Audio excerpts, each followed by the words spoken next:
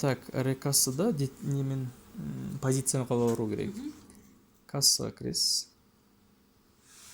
Мына жерде мысалы үшін дополнительный позиция добавлять еткіңіз келсе, үш сызыққа бассаңыз болады, тағы да басқа позициялар добавлять еткіңіз келсе, тағы да қосқыңыз келсе, мысалы үшін интерфейске кіресіз де, мына жерде справочник позиции деген бар, соған кіресіз де, добавить деген басасыз да. Мына жерге наименованиясын жазасыз. Тағы қандай товар бар сізде? Жазып қойық. Товар қандай бар тағы да? Анандай жаңа туғандардікі, награждение деп жаңа туғандардікі деп жазылсын ба? Кофта жазылды. Кофта ма? Шалбар жазылды ма екен? Шалбар деп жаза салғаншы. Шалбар.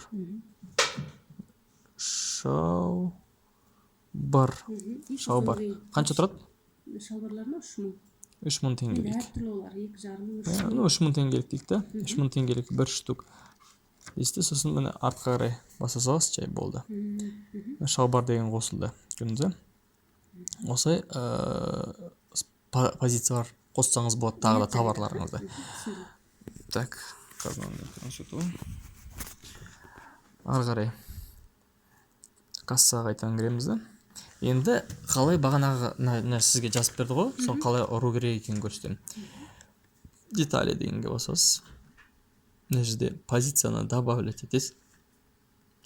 Мына жерде үш сызық тұр ғой шетінде. Сол үш сызыққа басасыз. Мына жерде өзіңізге керекті позицияңызды қабылдайсыз. Қанша теңге дедіңіз бағана тағы да саттым дейсіз? 2000. 2000 біз ұрдық қой. Тағы бір нәрсе ұрамын. 2,5 деп ұра береді. 2,5-дық ол трико саттыңыз ба не? 2,5 деп. Триконы басасыз. Содан кейін артқа тағы бір нәрсе саттыңыз ба? Носкиді баса салға. Соны добавить деген басасыз. Мына жерде тағы да үш сызыққа басасыз. И носкиді басасыз мысалы үшін. Носкиді мысалы 4 штугын басаса. 4 штук па? 4 штук. Так, количество деген басасыз да? 4 деп жазасыз. Ой, 41 болып кетті. 4 деп жазасыз. Так. Артқа қарай шығасыз. Міне шықты үстінде трико, носки деп.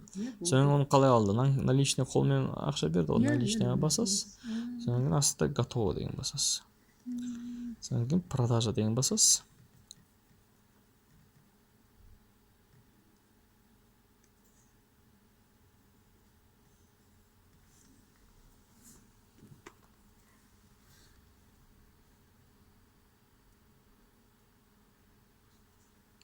За интернет нәрседе кішкене жаман істейді. Міне чек успешно зафиксирован. Болды, закрыть. И кешке жұмыс біткеннен кейін сөйтіп ұра бересіз ғой. Соны кешке мынаған кіресіз да, итог продажға кіресіз да. Бүгінгі күнді басасыз да. Закрыть смену деген басасыз. Закрыть смену. Закрыть деген басасыз. Пин кодыңызды енгізесіз. И сонымен смена жабылады. Болды, шыға берсе болады.